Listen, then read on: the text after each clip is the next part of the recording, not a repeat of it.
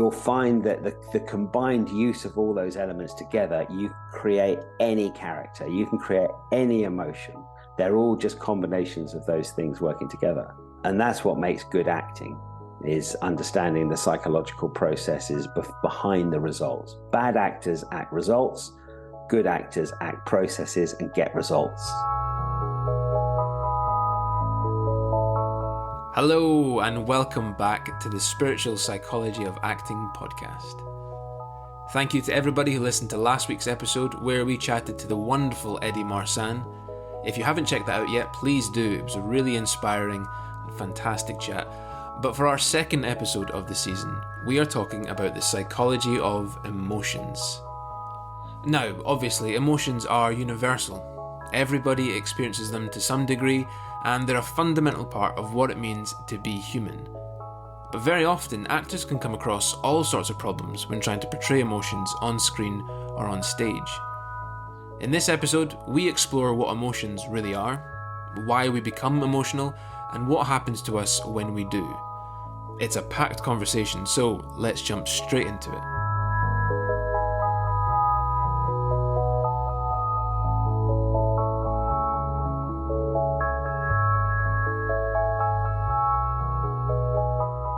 So emotions, it's a fascinating subject, one there's quite a bit of research on. Obviously there's lots more still to come in the years, hopefully.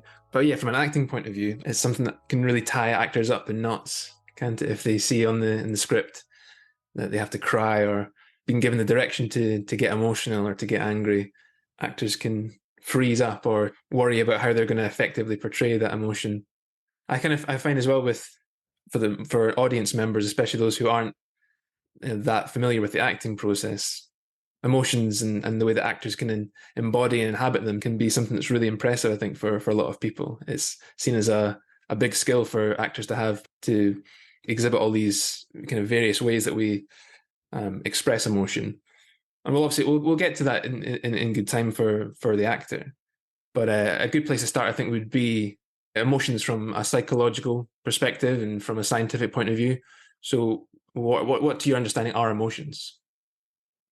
Well, first of all, you're absolutely right. Emotions are crucial in acting. That the emotions of the character are what the audience really pick up and empathize with.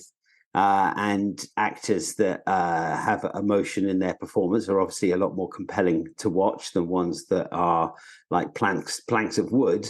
But actually, the irony is that great acting comes not from manufacturing emotions artificially, or forcing emotions or having emotions there for their own sake. Scientifically speaking, or psychologically speaking, emotions can be defined as the biophysiological result of thoughts or patterns of thoughts or complexes of thoughts. So emotions are results. And in good or great acting, we know that we don't act results. You know, if you act a result, you get a cliche. If you act a process, you get a result.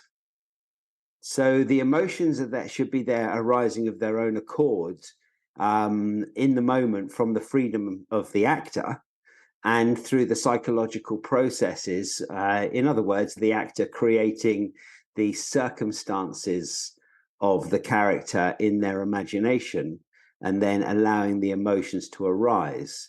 But then, of course, it's really important that once the emotions do arise, that you allow yourself to feel them. And there are certain obstacles that actors face that, which we'll discuss as we go along, which impede the manifestation of the emotion.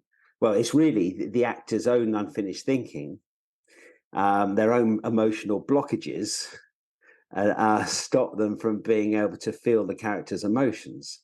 So one of the things that I think is important in training an actor is to help the actor to develop a healthy relationship with their own emotions. You know, there's an extreme. On one end, we could indulge our emotions. So every little emotion, we eke it out and we wring it for everything it's got. And then on the other end of the seesaw, we would have repressing emotion. I'm fine. There's nothing going on. There's nothing to see here. Move along. And if you think of that as a seesaw, somewhere in the middle is the balance. The fulcrum point is the balance. And I'm talking at the moment from the perspective of, first of all, the actor developing a healthy relationship with their own emotions, which obviously has its own, emotional psychological benefits in itself, never mind for acting. Emotion arises because of our psychological patterns. So we have a purpose. And if we think that we're going to be achieving the purpose, we call that a positive emotion. But if there is an obstacle to our purpose, we experience what we could call a negative emotion, of which, there are different flavors to that. But essentially, happiness or joy is achieving purposes, from an acting perspective, and unhappiness, sadness, frustration, anger, all the, we could loosely call the negative emotions. They come from watching obstacles to purposes or experiencing obstacles to purposes. And those obstacles can either be outer obstacles, which reach the mind via the senses. So, the building's on fire and you go to exit the building in a hurry and the door's locked. And so the locked door is an obstacle to your survival. Or more often, and as it is more often the case, they're inner obstacles. So they're thoughts about what you don't want to happen. And what do you want to happen is you want to fulfill your purpose. And what you don't want to happen is the opposite to that. Do you see what I mean? So I use a diagram in the class, which I learned from my teacher, which was really useful to understand this. And if you imagine an aerial view standing in an alleyway, so you're looking from above, and at the end of the alleyway, there's a light. And the light is your purpose, what you think will make you happy. Then if there's a clear, unobstructed view between you and the fulfillment of your purpose, this state of affairs we call happiness. However, if then someone were to come into the alleyway and put some screens up or some big boxes in the way and partly obscured the light, then when the light hit the obstacle, the screen, the box, then it would cast a shadow on the floor. And this would be negative, what we could call negative emotion. So negative emotion is watching obstacles to purposes. And the brighter the light, in other words, the more invested in the purpose that the actor is, when they then, within the context of the play, meet an obstacle, then it casts a deeper, darker shadow. So the first precondition, and as I know we've in our preparation, we've been through a range of some of the sort of main emotions that we experience in life, and therefore we have to experience on stage and screen as an actor what we have to act. I think the first five we could loosely call negative emotion. Yeah. And they're all manifestations of watching obstacles to purposes. So if the actor doesn't know how to program a purpose and how to actually want what the character wants, and just to write it in your notepad isn't good enough. You have to, how do purposes come? They come as pictures and impressions, mental sensations. So then you need to program that. If I'm playing Romeo and I want to be loved by Juliet, what does it mean? I can't, rather than just write it in my notepad, if I want to be loved by Juliet, that means that I know the look in her eyes that she has when she looks into my eyes. And it's like looking straight into the soul. There's no obstacles. There's just pure, there's a real pure look in her eyes, and there's a joy in her eyes. I know, for example, that when I hold her in my arms, I can smell the coconut oil that she uses in her hair. and I know how her soft lips feel to kiss. Now I have a purpose. Now I'm starting to get romantic. Do you see what I mean? So, And there's so an some emotional attachment as well, isn't there? That's what well, exactly. It's starts to forming the build. attachment. That, Mhm. yeah, that's what very often is what passes for love. Is actually just is really attachment to something, especially if it's rooted in lust. Yeah. Then we create an attachment for that. But then if then someone killed Juliet or came over and punched Juliet in the face, then only if, as an actor, we've invested as through the character in the purpose I want to be loved, will we have the negative emotion that arises from the loss. Like, for example, if you're acting in a scene where your son dies, right? Your child gets run over outside your house. In order for you to create that emotion, even if you only appear in the film once and that's all that happens in the scene is man's child gets run over in the street and you have to act that part, then you can't really create the emotion that would arise from that situation unless, as an actor, you've created a psychological investment in the child. So you would need to create the pictures of being at the birth, the first time you got to hold your baby son, Mm. changing their nappy, when they learned to walk, going to the park on an autumn afternoon and kicking a football and teaching them how to kick a football, the first football match that you went to together, going and singing songs in the car together, nursery rhymes, and then the truck hits the child. Yeah. Now, because you've got, as an actor, you've created the affinities of the relationship with the child, then the emotion will arise because there is a psychological loss. Do you see what I mean? Yeah. Yeah. Now, if you don't have a purpose, then the obstacles are meaningless, right? Because obstacles are only there by virtue of purposes. If you don't have a purpose and you don't have obstacles, what do actors then do? Or actors that don't really know what they're doing, what do? Is they, as it were, they paint the shadows on the floor. There's no shadow there because the shadow can only come from the light hitting the obstacle that casts a shadow. Yeah. But if they don't have the purpose and the obstacle, then they have to paint it on the floor. And what does that really mean? They have to show the emotion. And that's what showing is. So then the actor will think in passive imagination and they'll work on the externals. How am I going to look? Can I make myself cry? Can I force tears? Or can I just make my voice sound like that? And then people will think that I'm crying or I'm upset. Do you see what I mean? That Yeah. I'm showing it. And if you take that to extreme, you get what we call mugging it. So there's Yeah. showing it, where there's forcing, which is trying to push a result that isn't there. Then there's showing, which is demonstrating what the character's doing, but you're thinking in passive imagination. And then there's out and out mugging. And that's the kind of thing you see in a pantomime where they're Yeah. going, ooh, ah, ooh, ooh, and they're doing the faces. But there's no actual emotion there. I've got first-hand experience of this actually because I mean a lot of the research that I've prepared for this episode has come from Dr. Paul Ekman, who's this expert in emotions. He's dedicated his entire life to how emotions appear on the face and the kind of the bodily changes and in-depth intricacies. But a couple of few years back, when I really got into this kind of stuff, and because it's completely fascinating and it is great, but I ended up falling into that trap of, okay, this is what it looks like on the face for terror or fear. And then I really remember clearly I had this self-tape, and like looking back at it now, it's proper just mugging it. It's like almost gurning. It's pure showing. There's no connection at all to what my character wants. It's just, oh, this is what fear looks like. This is what anger looks like. So I'm going to show this.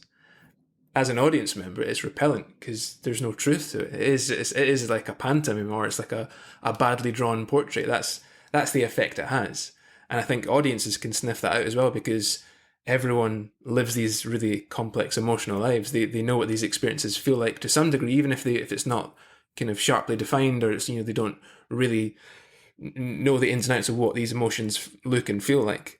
They can, I think, can sniff out the bullshit, I think, as well. Oh, absolutely. And I remember that, as your teacher, I remember that when you would go to do something early on in the course, Yeah, there would be, I'd be teaching you how to create the processes in order for the emotion to arrive. And you had a complex as an actor to show everything, yeah, and I think you went yeah, for a stage where you would have it, but then you would think it's not enough. So you would show it on top.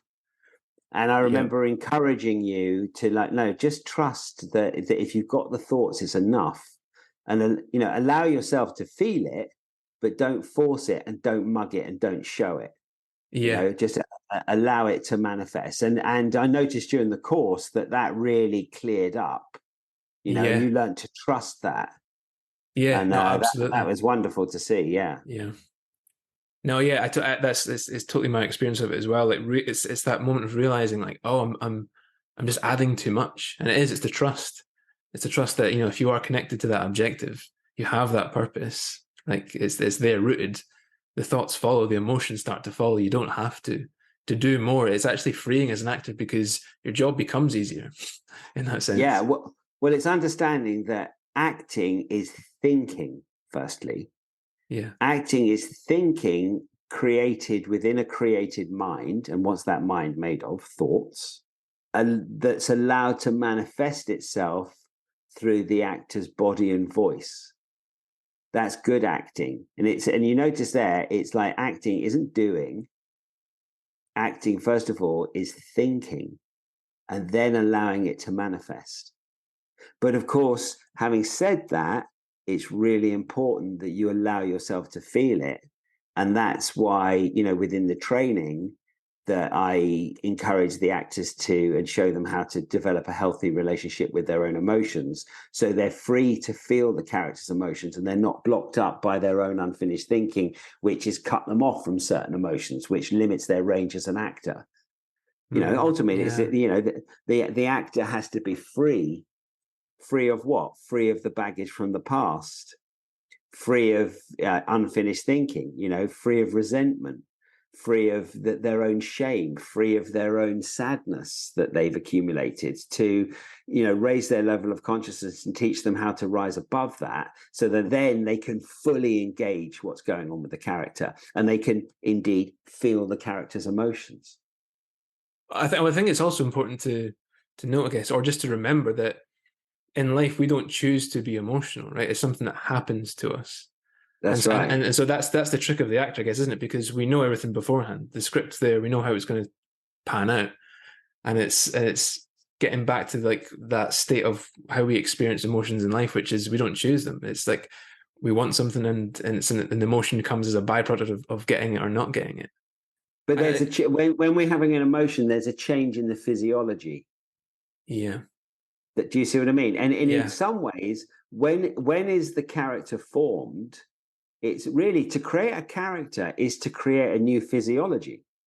yeah, Your physiology changes. In other words, the chemistry in your body changes to the character's chemistry. It's not yours. How have you done it? You've created it in your imagination yeah. through a very simple process, as I teach on the course: purposes, actions, causal thinking, objectives, and affinities.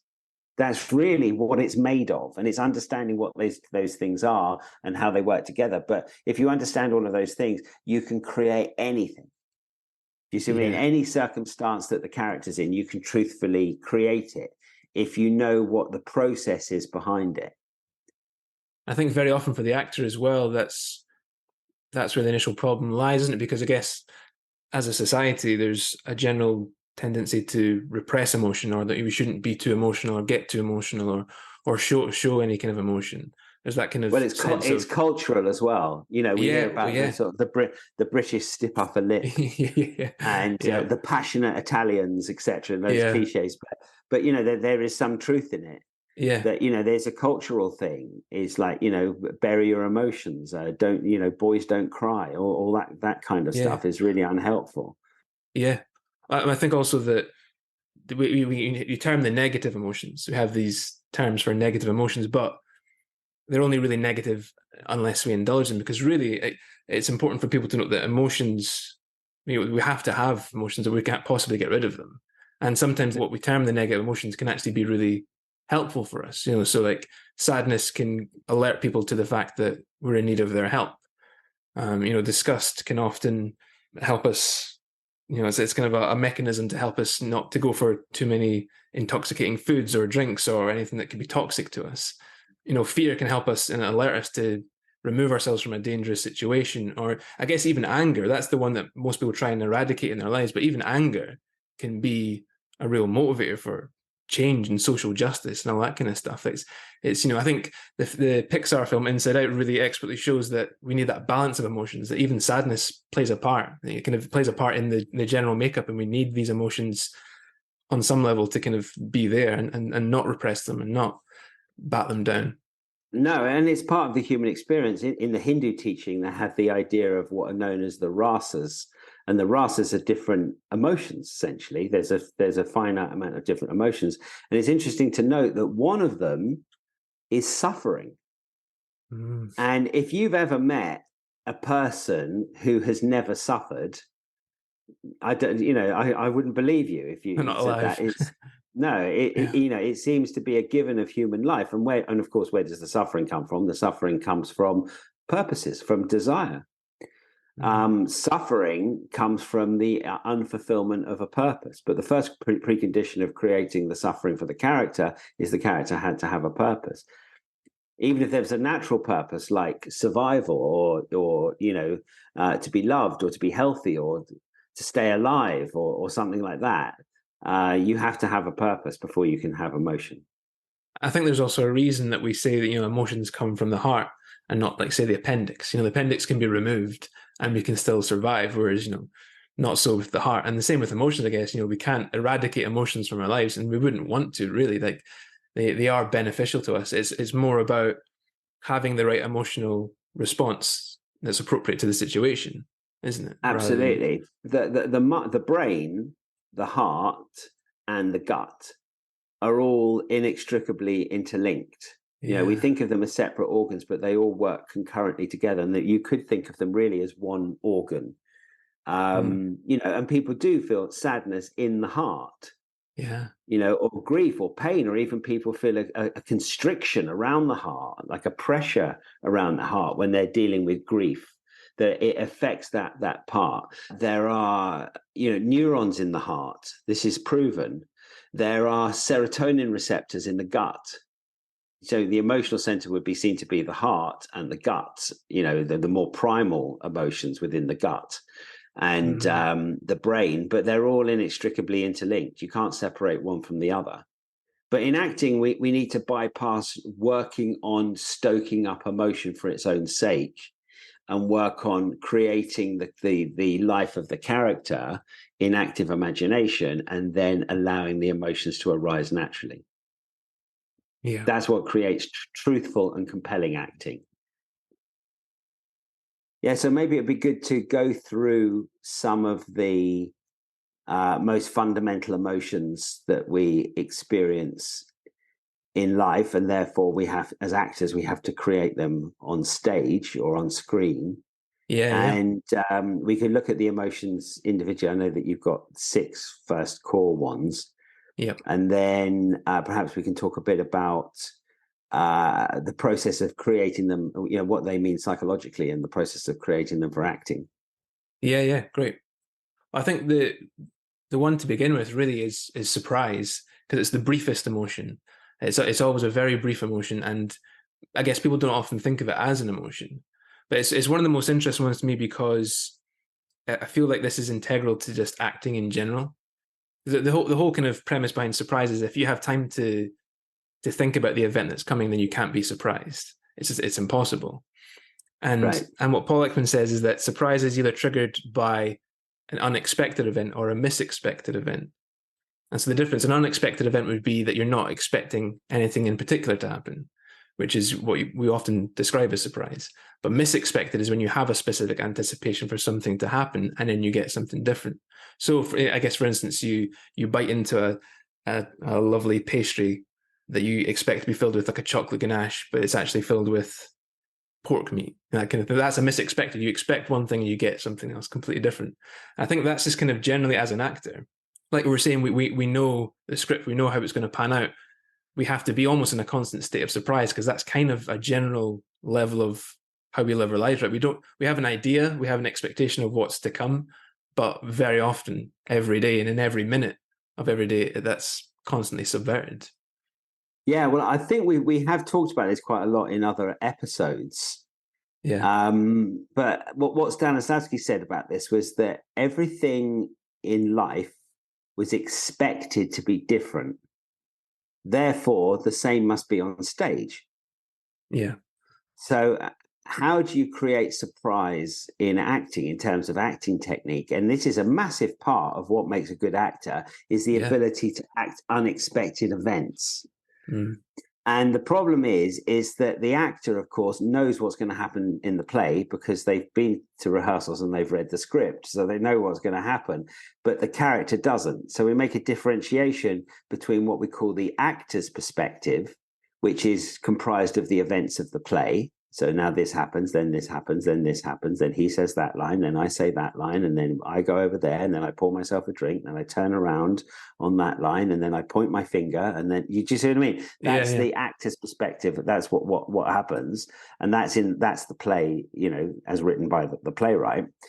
But then the character's perspective of what's to come is comprised of the character's purposes. So I want this, but I get that. You know, I do this in class when I'm teaching how to act basic events, which are these little moments, you know, because every moment, you were saying about, what was it? Unexpected event and misexpected events. Yeah.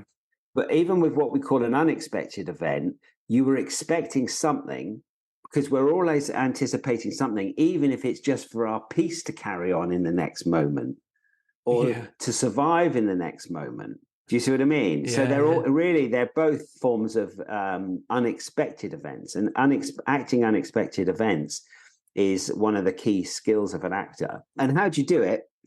You have to turn your back on the event and you have to anticipate something different. So then when the actual event that's going to take place in the play, you're anticipating something else. So there's a natural moment of orientation that takes place. And the audience just go, oh, wow, that was completely real. Yeah. So for example, if, like, you know, at the end of Act 2, my character gets stabbed in the back, right? And I die. And that's the cliffhanger at the end of Act 2. It's like, oh no, he died. And I've had a disagreement with somebody in the scene. And I say, well, look, we'll just have to agree to disagree. All right. Can you get out now? Leave. And they say, all right, I'm going. And they leave and they close the door.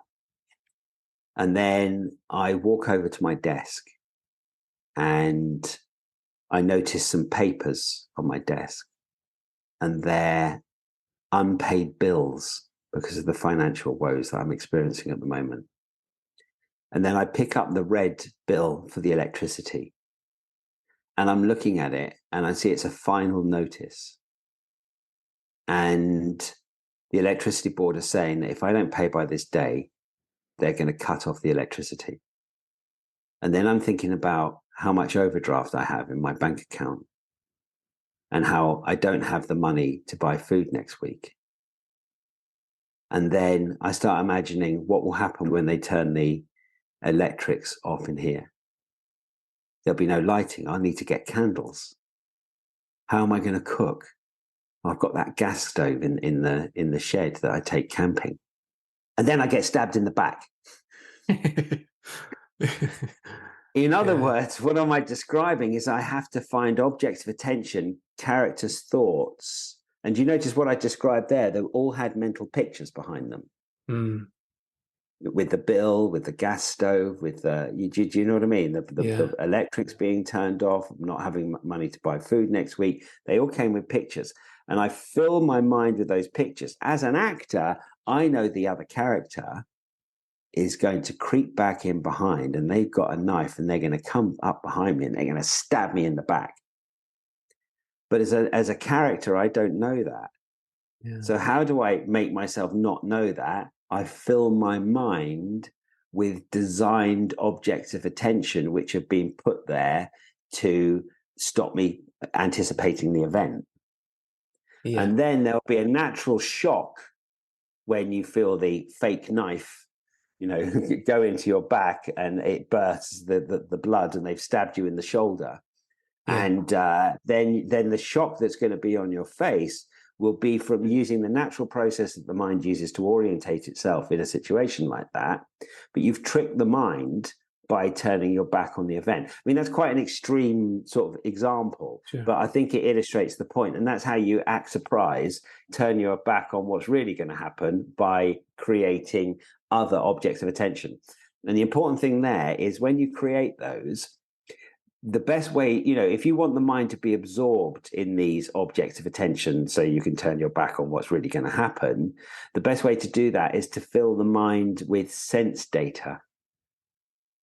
So, when you're thinking about the lights turning off, the darkness, the cold that you're going to experience in the house because it's winter, the smell of going to find the candles and lighting the candles, and the smell of the matches as you light the candles. Do you see me? The more sensory data you add to that, the more absorbed you are as a character in the character's thoughts, the easier it is to turn your back on the events of the play. Yeah. And therefore experience real surprise. Yeah, and it's but in a way, every moment is a surprise. Yeah. Well, that's the thing, isn't it? It's keeping the character alive, isn't it? Yeah. Well, we both went to speak then, and we both had the event. You see, we both thought the coast was clear to say the next thing, and we both had to orientate ourselves when the obstacle of the other person going to speak came up. Yeah. You see what I mean? Yeah. So really, this is going on every moment. Yeah. And I think that's the important thing, isn't it? That in the script that probably reads as he turns his back and reads the letters or something. Like something's very simple like that. Or might not even have that kind of stage direction. Might not even have that much detail. But the actor has to create that amount of detail. Has to create that level of engagement. And that is what will keep them interesting to watch, right? It's like the stuff that's between the lines. It's not just subtext, but it's also just the character's day-to-day existence, which has to be going on all the time. Right. Well, how I get to teach unexpected events is I'll get some polos and I'll get a polo out and I'll go to offer it to one of the students. And I say, do you want a polo? And they say, oh, yes, please. I say, well, go on, then take one. And then just as they go to take it, I pull it away. And they have an event, right? And they didn't expect me to do that. And then I say, right, now let's do it again. But now I'm going to pull it away. So how do you create an unexpected event in that moment is you have to have the picture, you get the polo and you put it in your mouth and you taste it. And therefore turn your back on the knowledge that that in this part of the play, I offer you a polo and then I put it away. And and I do this with each student, and each student can really see like that was real because they had the pictures. They had the purpose to get the polo. But if they don't have the purpose in pictures to get the polo, they won't get the natural orientation and surprise. It's fascinating. I think that's why it's, surprise, we don't really see it as an emotion, but in many ways it's one of the most important because it kind of occupies so much. It's, it's very infinitesimal, the feeling of it, but the whole point, the whole thing is we can't have surprise if we have time to anticipate the event. And it's just how do you translate that as an actor because you know everything that's happening. Yeah, that's the great skill of the actor. Well, you're always having surprise because one of the things about purposes is that purposes themselves are perfect, unique, and ideal. So, for example, you see, the high street coffee shop, and you think, oh, I'll go and grab a coffee. And then you go into the coffee shop and you get the smell of the coffee. And then you order the coffee that you want. So you have one in your head, which is perfect, unique, ideal, or as perfect, unique, ideal as you think is attainable. Then they make the coffee and they give you the coffee. And then you take the first sip. And I don't know, it won't be as warm as you anticipated. Yeah. Or it will be hotter than you anticipated. Or it will be more diluted. It won't be as strong and bitter as you anticipated in your perfect, unique, ideal picture. In other words, if all purposes are perfect, unique, and ideal, every moment we have a purpose. When we get the result, right, we see what actually happens compared with our anticipation.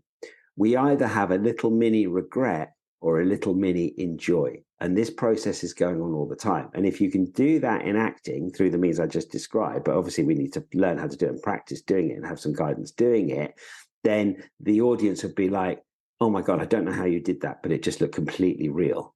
And that's what we very often fail to see in acting, because the actors are very often thinking about their emotions or thinking about how they look or thinking about how they sound or hitting their mark. Do you see what I mean? And that's really what they're thinking about.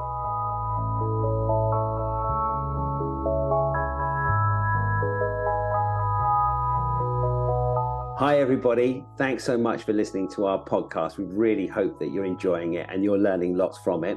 I just wanted to tell you that I'm doing a live workshop in London on the 15th and the 16th of September 2023. It's from 11 a.m. till 6 p.m. on those 2 days. It's a weekend. It's a Saturday and Sunday, where if you've been listening to the podcast and you've been learning some of the information that we've been given, of course, for the information to become knowledge, we need to put it into practice. So here's your opportunity to come and put some of these things into practice and start developing your acting technique with the spiritual psychology of acting. Go to the website where you can find out about all our courses, including the 6 modules. You can study now remotely the entire course through all the modules with all the exercises from the comfort of your own home. But if you wanted to get in the room and receive some personal guidance, you know where to come. All the very best. Bye.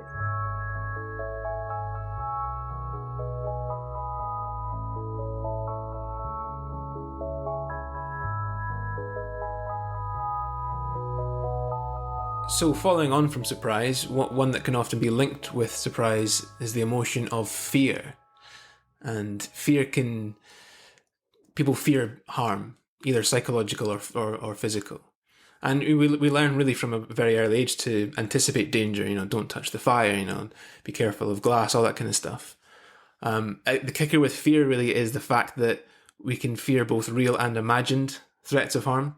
And very often the fear of the danger of the harm can actually be more miserable than the actual pain itself, what we'd call suffering. And so although fear is linked with surprise, it differs in 3 main ways. So fear is a terrible experience and surprise is not. Surprise is just a general, we can characterize what the event is if it's a good surprise or a nasty surprise, but surprise in itself is just neutral. But fear is always a terrible experience. Even mild fear is unpleasant. And you can also be afraid of something that's familiar to you. So, surprise is something you're completely not expecting. But fear, you can be afraid of something that's familiar to you and you know full well is going to happen. So you get the call that you've got a dentist appointment in 3 weeks. You can feel fear for the entire 3 weeks up until, even in the waiting room. The fear can be a very prolonged experience in that sense. Or to take it back to acting, you can feel fear waiting in the wings, about ready for your cue to go on stage. And the other way that it differs from surprise is surprise being the briefest emotion, fear definitely isn't. So you can feel fear for the entire duration of a flight, anticipating the crash for the entire 3 or 4 hours.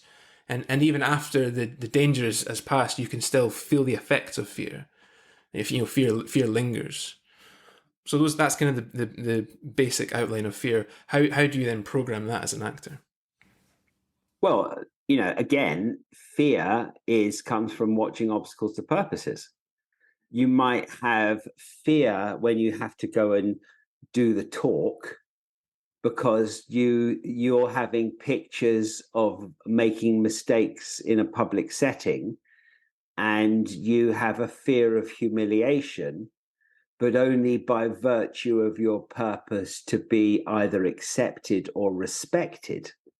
Yeah. Do you see what I mean? Yeah. So that kind of fear, fear of losing face or fear of inferiority, or do you see what I mean? Or fear of exposure, of being psychologically exposed. They can be fears. But, the general terror fear will come from watching obstacles to the purpose I want to survive or to feel secure. really, and that they're on a gradient. Feels like I want to survive. There's two definitions of I want to survive. One is just I want to stay alive. So if I'm, if I'm crossing the road and I'm listening to music and I think the coast is clear, and I suddenly look and there's a bus and it just pulls on its brake as it's about to hit me. That moment, biologically, I'm biologically designed to survive. To want to survive is the basic purpose of every living thing, is to survive. Then the fear will arise because I'm having an obstacle to surviving. But surviving is also that I want to get through life unscathed. Do you see what I mean? Yeah. Someone who's just in an absolute frightened situation, anxious all the time, is because they have a fear of being scathed in some way, whether that's physically or psychologically. It's a fear of physical or psychological pain. Yeah. Remember, pain is generally, when I use the word pain, I'm talking about physical, and suffering is psychological. You can have pain without suffering, and you can have suffering without pain. Do you see what I mean? One is psychological, the other one is physical. But generally, what do we fear most, apart from the end, death, which is the obstacle to surviving? We fear not fulfilling our purposes. So, like I said, if the character wants to be respected, they will fear being humiliated.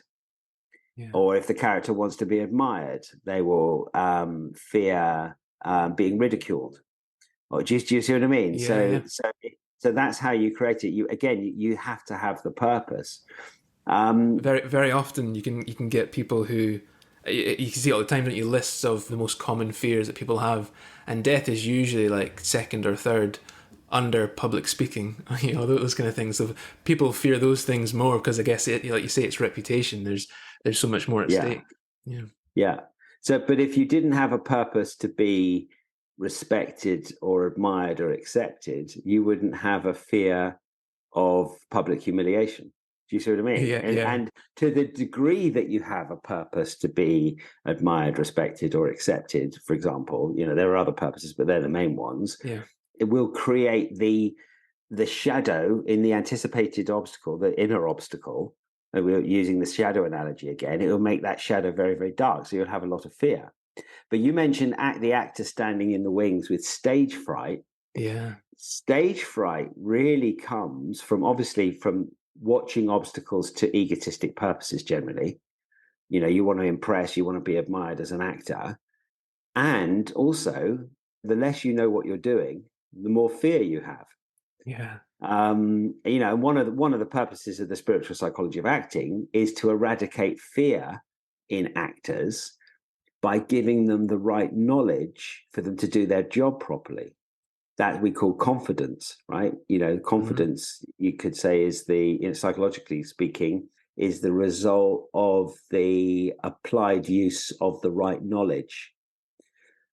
Do you see what I mean? You've applied it frequently, the right knowledge, then you don't have fear. Do you see what I mean? So, an actor who's, a professional actor, meaning that you can do it, whether you feel like it or not, you can put yourself in a state of inspiration. They won't have a fear of auditions because they know what they're doing. But if you don't know what you're doing and you're really attached to the result, as an actor, you're going to be riddled with fear. So if you want to overcome stage fright, find out how to do your job properly, and that will and sort out your purposes. Yeah, definitely. That's great. I mean, you can have what you want, but you have to take what comes with it. So if you have a purpose to feel superior, then you have to suffer the fear of being made inferior. If you have a purpose to be respected, then you have to go around all the time fearing humiliation. So when you choose a purpose, you also choose the obstacles that come with it.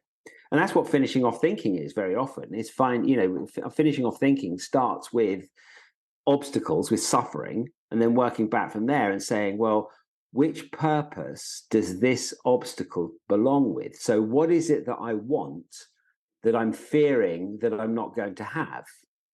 Then you can work out the purpose, and then you finishing off thinking is really, do I really need to be admired? Do I really need to be liked? Is it really so important that this group of strangers like me or not? Is it actually, that's finishing off your thinking. Yeah. Do you see what I mean? And then if you Yeah. let go of the purpose, I want to be liked, you won't have to suffer the fear of not being liked. So Yeah. as far as I'm concerned, when you go on stage, maybe a little bit on the first performance, because you are orientating yourself for the first time in front of the audience, but really a professional actor shouldn't be feeling fear when they go on. You get actors, of course, that say, oh, it's good to have fear because then you'll have more energy or you'll have more inspiration, but that they're mistaking That's more, inspiration. yeah, it's more excitement, isn't it, than fear? Because you get Well, the the adrenaline excitement junkie who feels excitement, and they're not feeling really the fear; they're enjoying it. And fear is an inherently unenjoyable experience. It's a very unpleasant experience. Well, exactly. That's the difference between adrenaline and inspiration. What you want is inspiration, and inspiration is freedom of fear. But the first precondition of adrenaline is your survival has to be threatened. It's a natural process. It's a hormone that gets released. It's a chemical that gets released into the system in order for you to either fight or flight, so you can run away quickly. It's like rocket Yeah, fuel. Food is petrol. Adrenaline is like rocket fuel to give you the power to run away quickly. yeah, But the first precondition of having that is you have to have fear. So if you're working on your adrenaline, over time as an actor, it's really going to take toll on your emotional health if you do that. Much better to learn how to do your job properly and how to put yourself in the state of inspiration, which of course is one of the topics we cover in detail within the course. excellent. So the next emotion then is disgust. And disgust is like a feeling of aversion. There's certain responses. It involves usually a kind of getting rid of response or getting away from response. And as we've said before, emotions are universal, but they're also culturally different. So it's mainly tastes and smells and touches that people find disgusting. But obviously, what we find disgusting in one culture can be completely normal and fine in another culture. In terms of certain animals that people eat as well. But it's not just the senses that can cause the disgust. You can be disgusted by actions or appearances of people, or ideas. And it's also what's quite interesting about disgust that in mild disgust, there is the sense of that getting away from impulse, but it's not necessarily acted upon. So in terms of that, you can be over at a friend's house for dinner and the food they've cooked isn't very nice at all, but you eat it in order to be polite.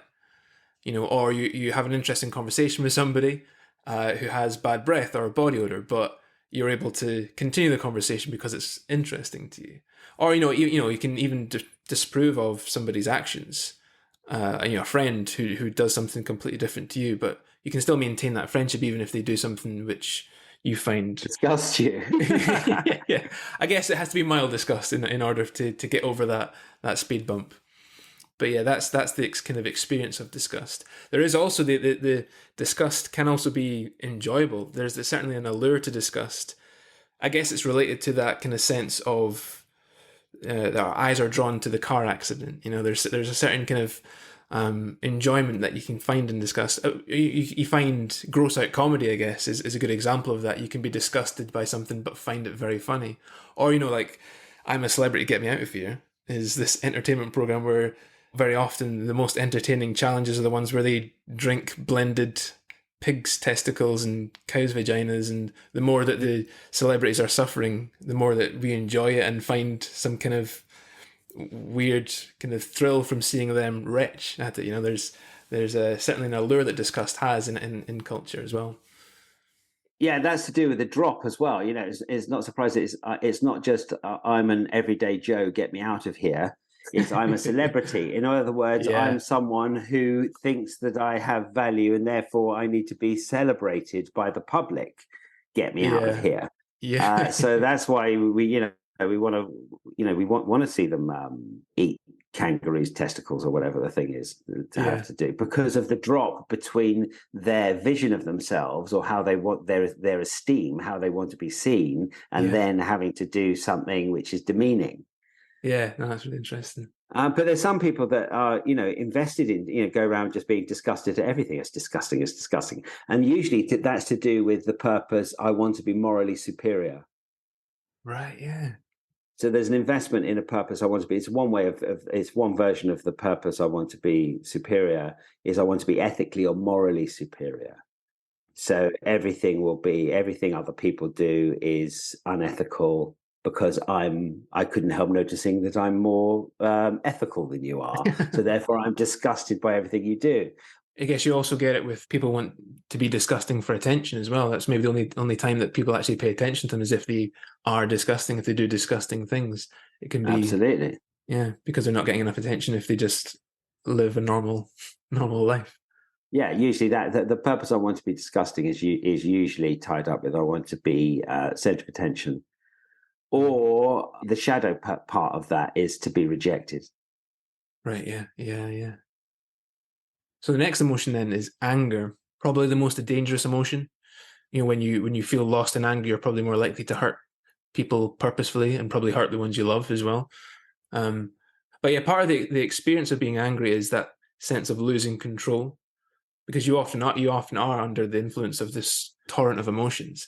And in fact, there's definitely purposes that try and eke that out of people, right? There's provoking anger so that people do stupid things, they act stupid, so you can then manipulate them. If they're not, if they're not acting under their senses, if they're kind of out of their senses because they're so completely incensed, then that can be a form of control. Like somebody can take advantage of somebody who is completely, outraged. And in fact, there's definitely people who can take a lot of joy out of seeing somebody completely enraged, lose Oh, it's control in that power, way. isn't it? If you can enrage Yeah. someone, you've got power over them. Yeah. It's a narcissistic tactic, isn't it? It's to make people angry because Yeah. when people get angry, their visible thinking shrinks.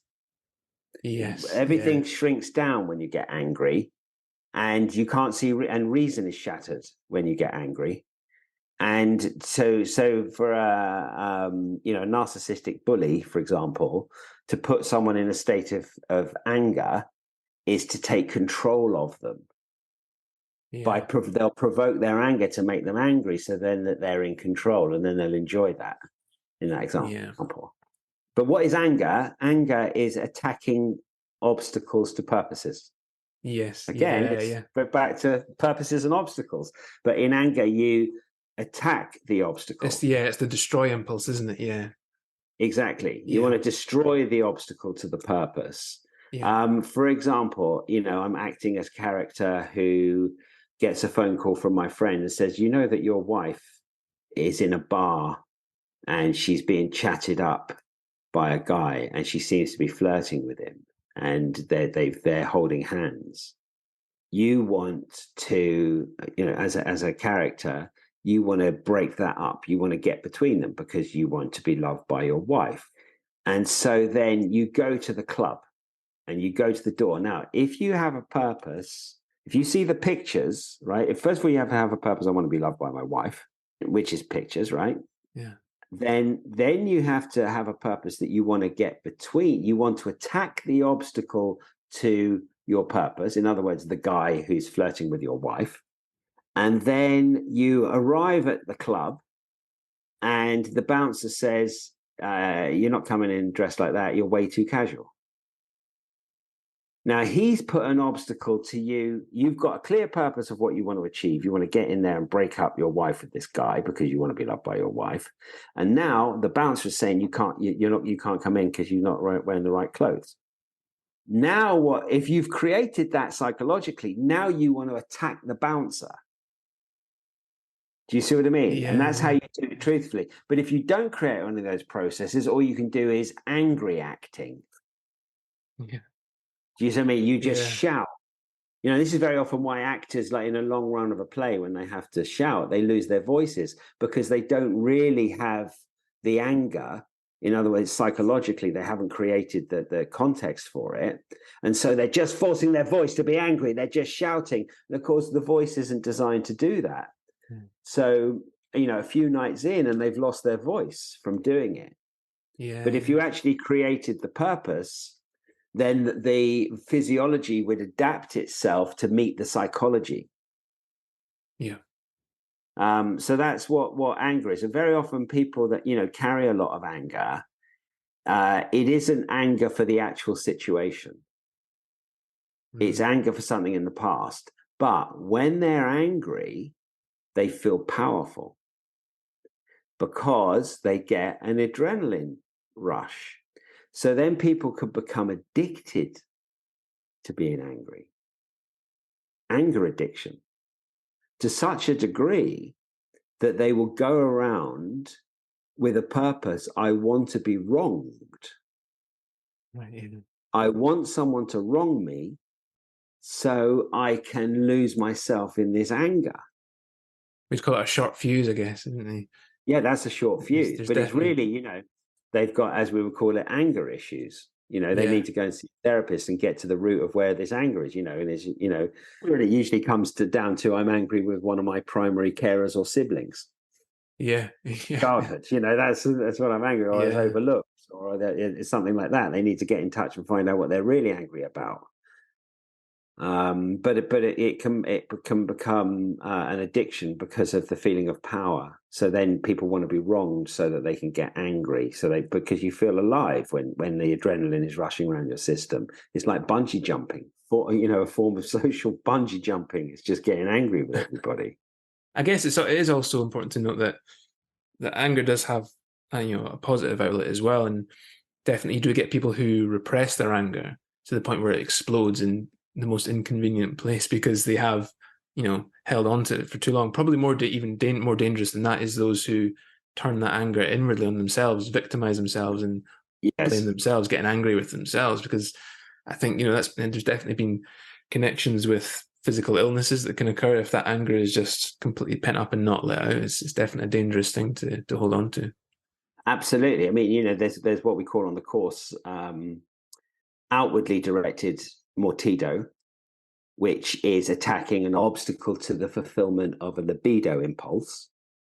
And I don't just mean sexual libido. I mean any object that you're attached to is an object of libido.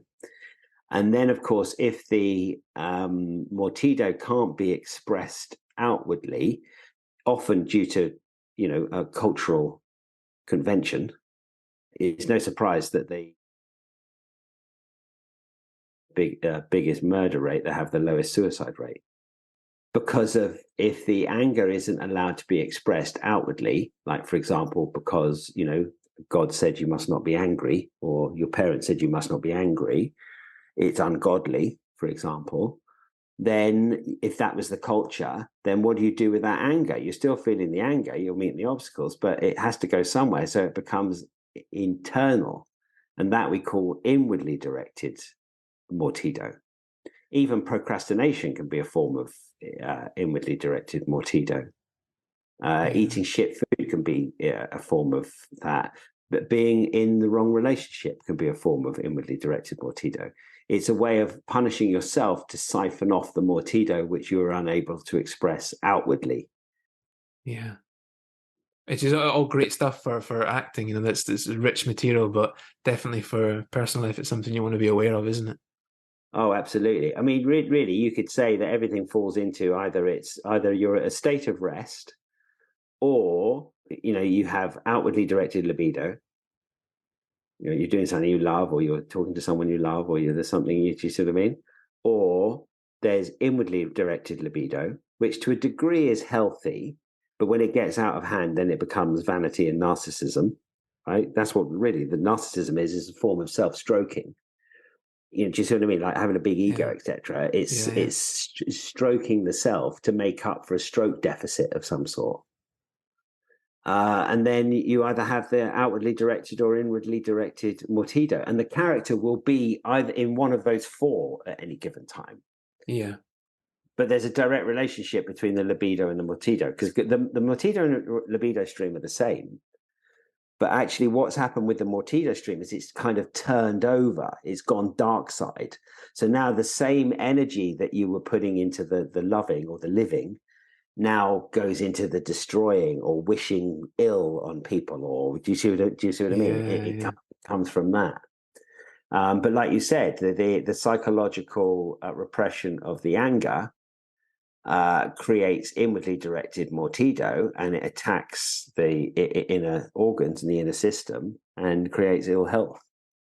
But best not to be attached so you don't get angry in the first place. Yeah, it's being aware of those triggers, I guess, isn't it? That the more you realize, times you become angry, the more you're able to let those triggers have a very small impact or no impact at all eventually, hopefully. But if you lived by the motto "claim nothing, enjoy," you wouldn't get angry as much. Yeah, yeah, I won't say not at all, but do you see what I mean? yeah, yeah, But but there's kind of righteous anger. There's like someone in order to correct ill behavior. yeah, But in the Bhagavad Gita, in the sort of Hindu scriptures, there's a passage that says, "Triple are the gates of hell: lust, greed, and anger. Avoid these three because they are destructive of the self." Lust, greed, and anger are work against certainly spiritual development. But at the end of the day, the fact of the matter is, you're not your emotions. Emotions come and go. yeah, You're the witness of the emotions. yeah, In fact, what is that? It's just pure consciousness. That's the truth of the matter. But now I know when I have emotion, as I'm having it, I know that it will pass. So I yeah, allow it to be there, and very often I'm fascinated. Like, what's this? What's going on here? In my yeah, what's this about? And have you ever had the thing where you're sad and you don't really know what you're sad about? yeah, And then someone says to you, "Oh, you don't look very happy. What's the matter?" And you go, "Yeah, oh, it's this. I've got this going on." And you start talking about it, and you realize, as you're saying it, you realize, no, it's not really that. That's what I think it is, but it isn't that.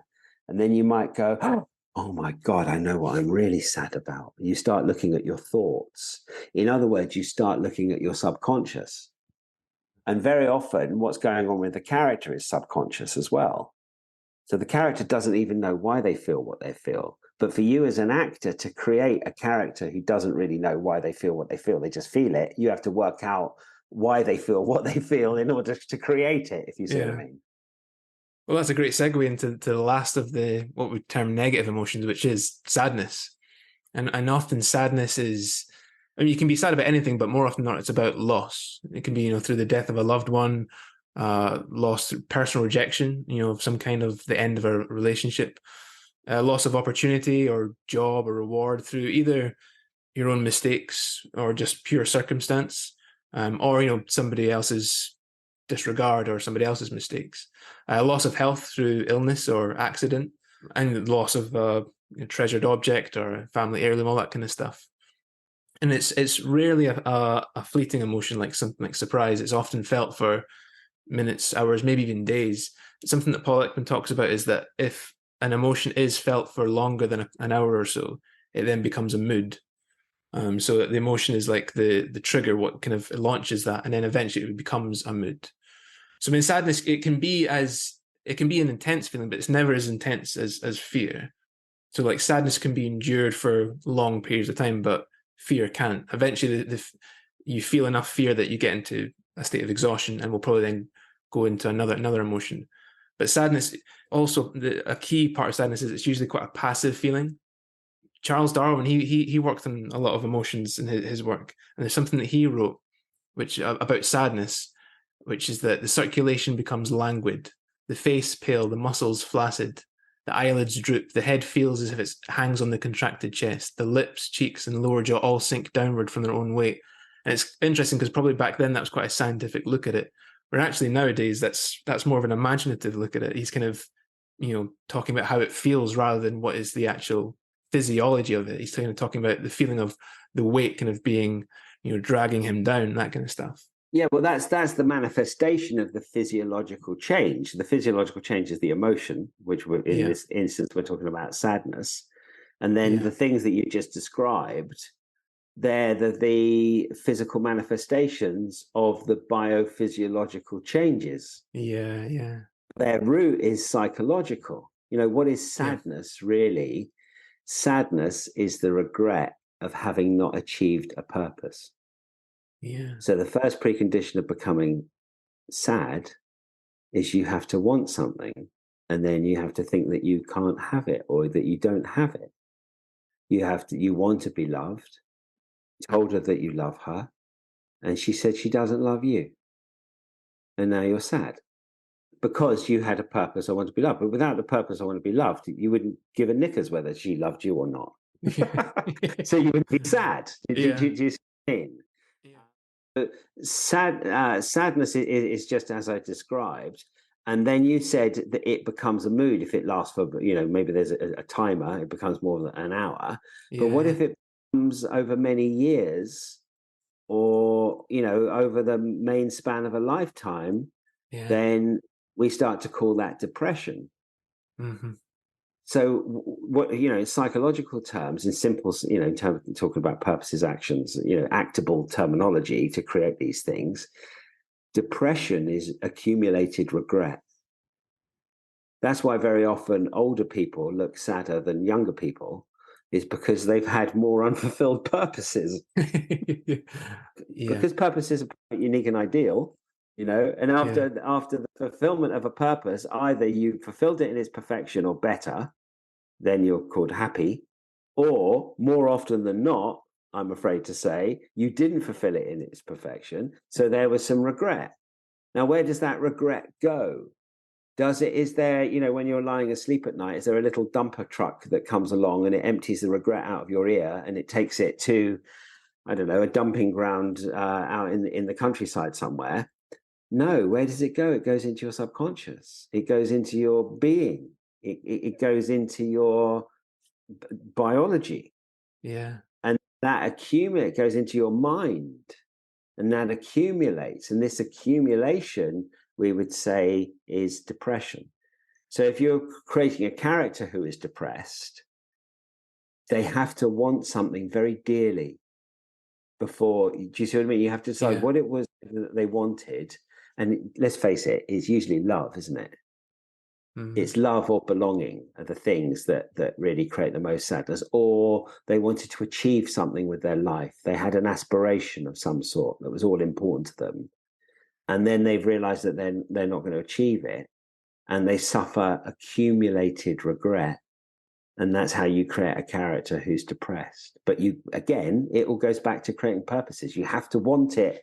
First of all, you have to create the purpose, first of all, before you can suffer the obstacles. Yeah, yeah, definitely. Well, so that's the negative emotions. And in Paul Ekman's research, he's eventually come to the conclusion that there could possibly be 16 different enjoyable emotions. So we won't go through all of them.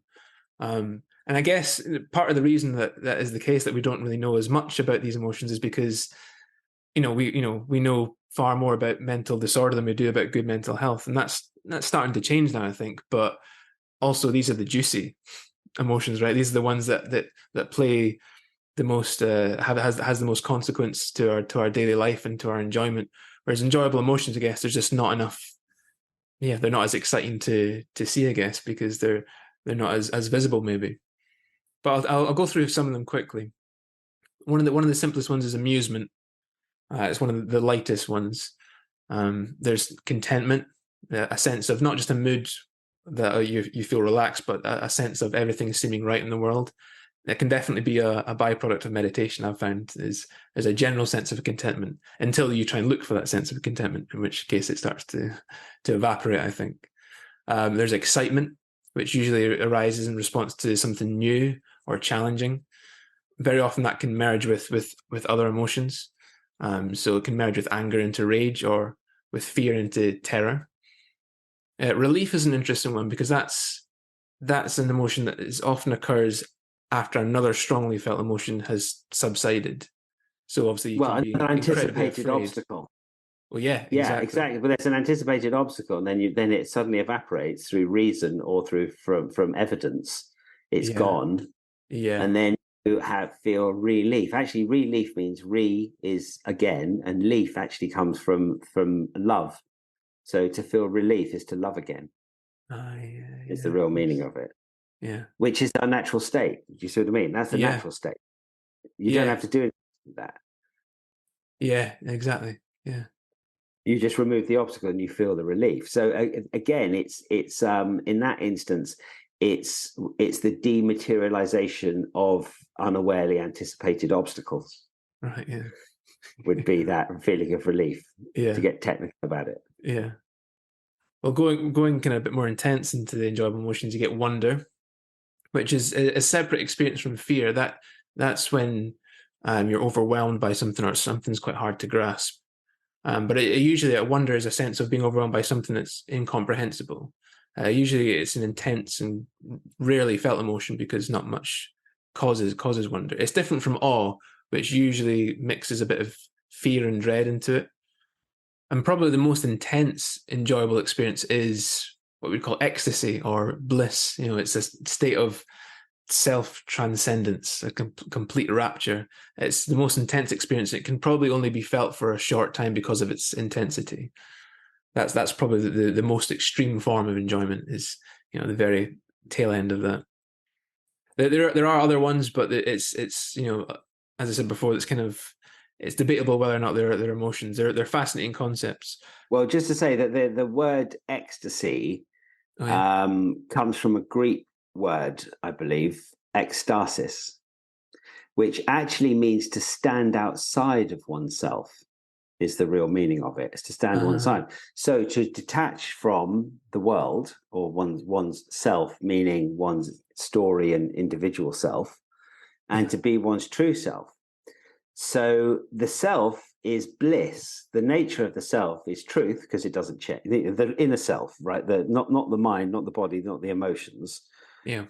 But the real self, the witness, is pure consciousness. It's truth because it doesn't change. And it is, in Sanskrit, it's called ananda, which means bliss. And so it's joy without an object. There's no object. It just is blissful. It's natural. So bliss is actually the nature of the self, which is good to know.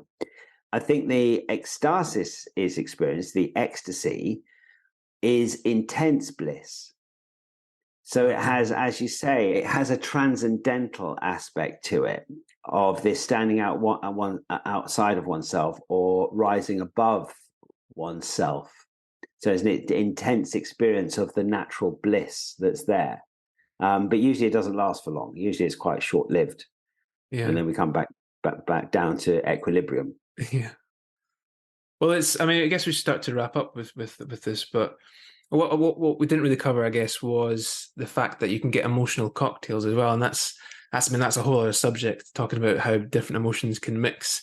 I found there's a great video I remember seeing on YouTube about Jack Nicholson, and talking about how there's a kind of a through line of anger throughout his performances. And that very often it's anger mixed with something else, like anger and joy, which equals a kind of cruelty, which you see like in The Shining. This kind of murderous psychopath. There's a film he does with Harvey Keitel. I can't remember the name of it. I think he's played like a border control officer. And there's a lot of that. There's anger and fear mixed in because he's in too deep. But what's important about Jack Nicholson's anger and the way he expresses it is that it's always connected. And I think that's the point we have to make, really, isn't it? That these emotions, it's great to be aware of them and how they change us physiologically and where they come from. But I guess that's the key for an actor is, what is it that sparks that emotion? And then to go a bit further, what is it that gets you to that place that sparks the emotion? That's what you got to find out in order to portray it. Can't go for the result. Well, exactly, and to go full circle, that's really the point.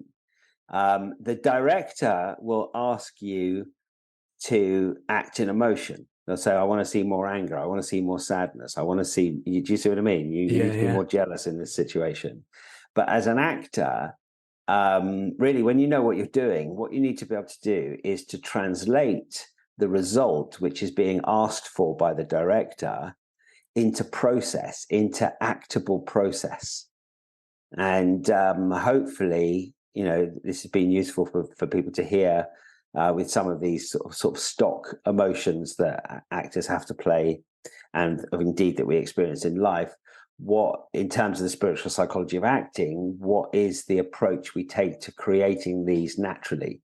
And like I've said before, the spiritual psychology of acting is really the common sense of acting, because it's really all we've done is look at what are the processes of life, and then and say, okay, well, if that's how it works in nature, in life, how do we use the same thing? So there's no artificial technique, it's pure technique in order to create the thing truthfully. And I think that's really important for a good step to being a good actor, is to learn to get over acting emotions, to learn how to create the inner processes, and then to allow the emotions to arise. And when they arise, to be emotionally available enough and open enough to be able to feel the character's feelings. So, the biggest obstacle to good acting is the actor's own unfinished thinking. Well, apart from a lack of knowledge, of not knowing what you're doing, that's a pretty big obstacle. But the other one is a lack of is too much emotional stuff blocking you in your psychology, that you're carrying around sadness from your childhood, or you still want to take revenge on your father or your mother, or you still want to be the winner with your siblings, or you still think that you're not good enough, or you still think that you don't deserve, or you still believe that you need to suffer. This is all unfinished thinking, and this clogs up the emotions of the actor, and it makes their receivability to feel the actual character's emotions, and they diminish that. So an actor needs to be emotionally healthy, and to be able to, develop a healthy relationship with their emotions, which, as I've said, is neither to repress nor indulge, but to allow, because emotions at the end of the day are transient. They're not permanent. They come and go. They arise, they're there for a period, they serve their function, they move on. Unless we keep hold of the psychological processes that keep creating them. And I think that's creating a healthy relationship with the emotions. And the best way to really create that detachment from your own emotions and your own thoughts is, of course, as you said, through meditation. Yeah. And So we become more regular aware, practice don't of we? meditation. We become more aware. We know we can Yeah. see the triggers. We can see when, we have the inappropriate emotional response, and we learn how to harness that, I guess. Yeah, it regulates the physiology as well, the meditation. Yeah. Like I went to the hospital once. It was a false alarm, but I went into A&E, and I knew that I was all right. And she put the thing on my finger to test my pulse. And I said, "Do you want to see a trick?" She went, "Go on then." And I made my pulse slow down. And all I did was I just really came into the present and connected with stillness, and my pulse rate went down. And I said, do you want me to speed it up? And she was laughing, the nurse. And I went, okay, go on then. And I started programming the action I panic, where, you would have learned this on the course, how to program it. And I start programming the action I panic. And she saw my heart rate going up and up and up. And she was laughing, going, how the hell do you do that? And I'm like, well, that's acting technique. That's the ability to control, to program your own thoughts, and therefore it will change your physiology. Yeah. I've heard it said that an amateur is somebody who can't do something that they want to do, no matter how hard they try, whereas a professional is able to do that very same thing even when they don't want to do it. And I guess that's the mark of a professional, isn't it? You still got to go on stage even if you're not feeling it, but if you've got the right technique in place, you will eventually feel it. And yeah, absolutely. And acting technique is the conscious use of usually unaware processes of thought. And what are these usually unaware processes of thought? They're very simple. Causal thinking, self-images, life images, people images, money images, sex images, life image, all of those things. Purposes, objectives, psychological actions, and what we call affinities. They're the specific thoughts about an object or a situation. And by understanding all of those building blocks, and on the course we study them in a lot of detail, each of those aspects I just named, you'll find that the combined use of all those elements together, you create any character, you can create any emotion. They're all just combinations of those things working together. Yeah. And that's what makes good acting, is understanding the psychological processes behind the results. Bad actors act results, good actors act processes and get results.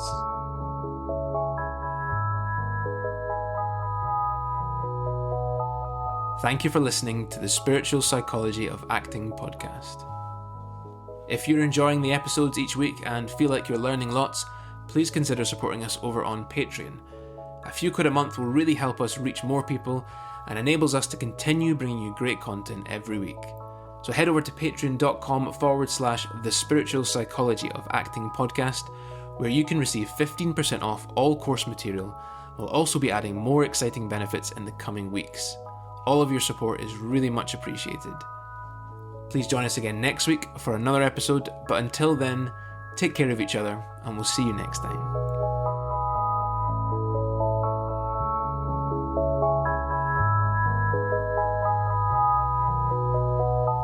Thank you to Charlie Robinson, she helps with the video editing and artwork for this podcast, and to Omid16B for providing the music. The track is called Love and is available on all streaming platforms.